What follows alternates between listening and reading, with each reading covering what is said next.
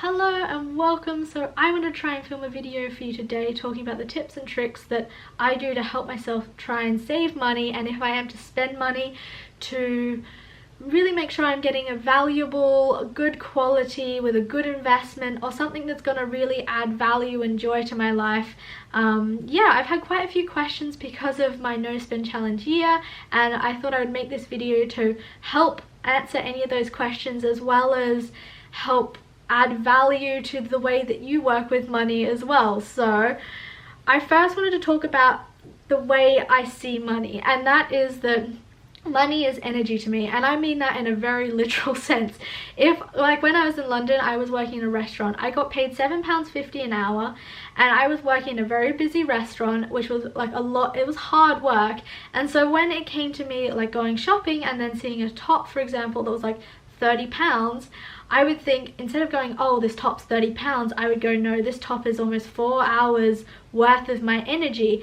And I had a better connection to what 4 hours of my energy is like, rather than £30. Like, the number is kind of a bit disconnected, whereas if I think of it in terms of how many hours of energy I expel to receive that money, which then I'm about to like give back again to someone else, or like to a business or whatever, it just helps me to think of it that way, and I'm then more careful with my energy. I'm not so careful with money, but if I see that money is energy, like, you know, you don't just go running around the place for 4 hours for no reason. So, you know, if you just think about it like that, it really helps to build a better relationship to what money really is. And, you know, at the moment I'm volunteering. I get a stipend of $174, and that's for a month of me working from 6:30 in the morning to around 10 o'clock at night, with 6 days a week, working with people with developmental disabilities. It's mentally, emotionally and physically draining.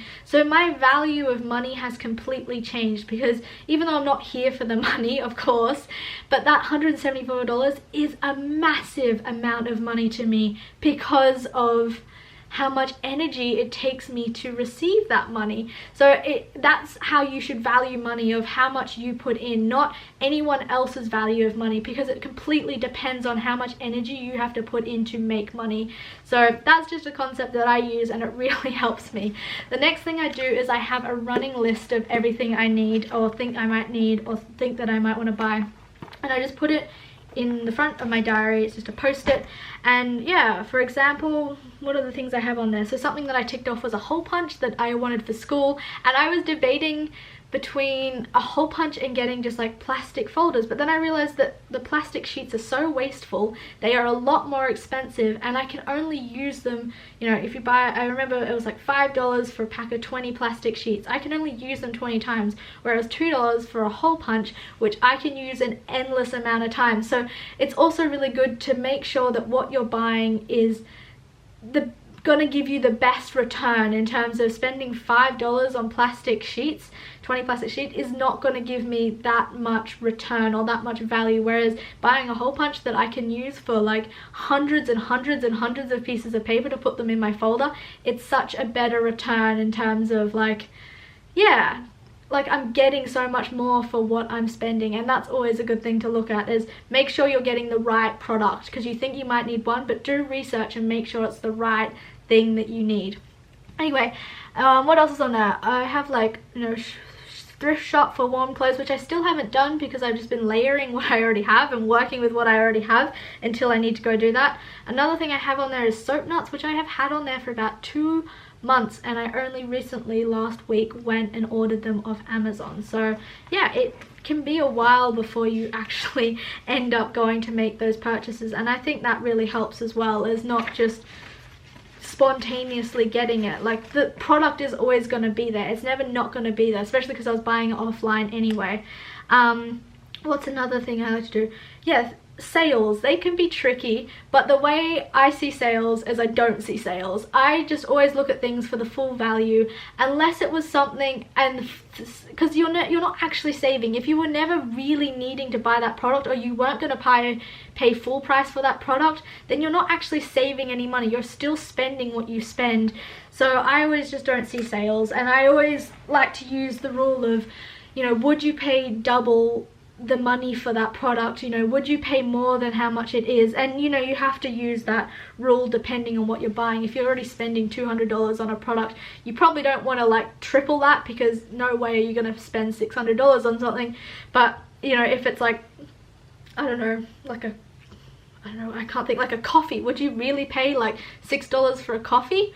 Probably not. So why are you paying $2 or $3 for a coffee? Is it really, you know, really something you need? I know a consumable's a bit different, like a coffee, but yeah, I don't know, I think you understand what I mean. The next one is, yeah, if it isn't a necessity, it can wait. So you don't have to buy it in store. If you had walked into a store and you hadn't planned to buy it, it is not a necessity. You can wait for it.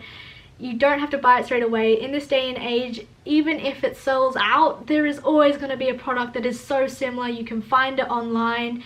And this is another thing I like to do, is research. If you see something you like, go home, research, see if you can find a better version of what you saw in store, because a lot of the time you can, and we just get caught up in this spontaneous moment. But if you go online, you research, you can read other people's reviews, you can watch YouTube reviews, and you can really see if that is the product you wanted, or you can even find a better version of that product. And I really love doing that. And is it worth your time researching? So, you know, time and energy, like, you know, money is time and energy. And you know, if you're not willing to spend also time and energy researching whether or not it's a good product on something you want, then you shouldn't be willing to spend the, you know, energy of the money, or the time and energy of the money. So make sure you do research things to really like be sure that you're getting good quality items that are going to give you a good return and you're going to use a lot. So that's another thing I like to do.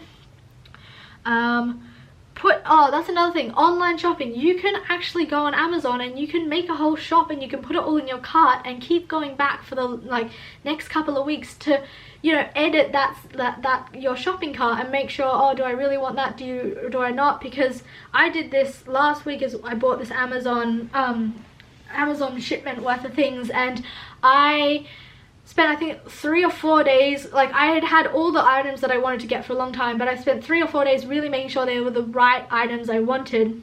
And I had beetroot pigment in there, but then I came home and I saw an old lipstick that I had but wasn't really using it because it was too bright, and I was like, actually I don't need to buy beetroot pigment, I can just use this old lipstick and use that to, I was getting pigment to make my own lip balm but have a bit of color in it, and I was like, I can use that instead. So I just deleted the pigment out of my, you know, Amazon cart, just like have it sitting there, but really make sure and go back and double check to see if you really want that product or not. I'm just trying to see what my other things that are on here. I have a little list here. Another thing that I do is when I'm in a store is I take a photo of it, because that's always a good way to actually have an action of like taking a photo, feeling like you've gotten it or taken something instead of actually buying the product. And a lot of the time it then just sits in my camera roll, and I'll go back like a month later, 2 months later, and be like, why did I even want that? Like pardon me, I remember taking a photo of like these pretty pencils and then completely forgetting about it, and then I don't know, like a month ago I was just going through and being like, I was really considering, like I was in the store for a good like 30 minutes trying to decide if I wanted these pencils. I ended up just taking a photo and leaving. I completely forgot about it, but I spent so much time fussing over it because it had a really pretty packaging. So that's another thing I do, is like take a photo, because I find that really helps. Another thing to do is, can you use it for multiple purposes? Is it just a one purpose product? And if that is the case, can you find another product that's similar that you can use for multiple purposes? Also, can you, you know, if you already have a product that's similar, can you adjust the product you already have that's similar to be more like the thing that you're trying to buy? Because that's always another thing, is try and work with what you have, you know, especially when it comes to beauty products. You can always adjust them. Even clothing you can adjust. Say you have the jeans that are too long or something like that, you can take them to someone to adjust them. Like, you know, also with shoes, for example, if you're trying to buy a pair of new shoes because your old ones you've worn through the heel, there is people in this world that re-heel shoes. Like, you can do that. So I always find that just think about it beforehand, because you might actually be able to reuse or, you know, find a way to fix what you already have and love instead of going to buy another product. So and then of course there's the quality over quantity rule, which we should all know and love, and that's another one just to consider. So I think they are most of my tips. I really hope this helps you, and yeah, if you have any tips, please leave them in the comments below. I would love to hear your tips and tricks. Yeah, and let me know if any of these things work for you, or if you are able to apply any of these things to the way that you think before buying something. And yeah, I will see you in the next video. Bye!